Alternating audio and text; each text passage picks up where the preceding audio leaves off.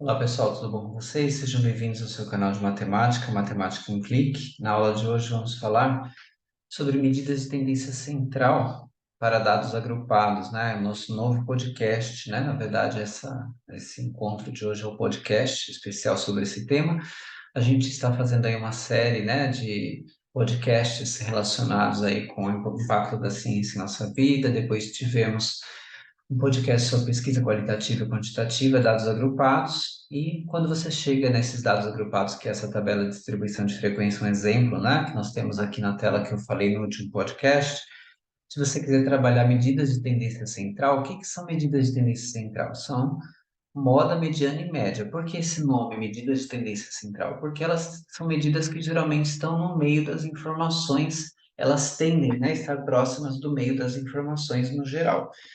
E aí você tem como calcular para dados agrupados. Então, quando você pega, por exemplo, a média para dados não agrupados, você pode fazer uma média de uma maneira bem prática, só somando tudo, dividindo pelo total. Aqui também tem uma forma bem prática que você consegue, né, fazer, organizando as colunas, fazendo divisões, e tem um vídeo falando sobre isso, né, como fazer as medidas de tendência central para dados agrupados. Eu vou deixar aqui a indicação do vídeo para vocês, abaixo nos comentários, quem quiser acessar. Mas lembrando que tem diferença, né, de achar média, mediana e moda, que são medidas de tendência central para dados não agrupados e para dados agrupados.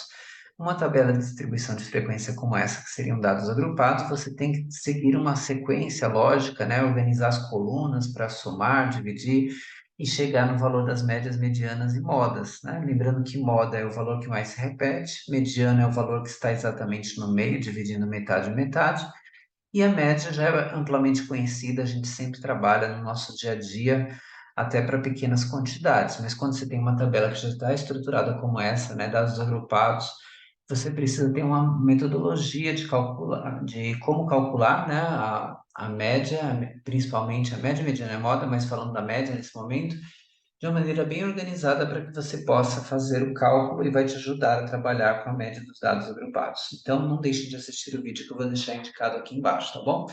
Para vocês entenderem como que se faz esse cálculo. Forte abraço a todos e até a próxima.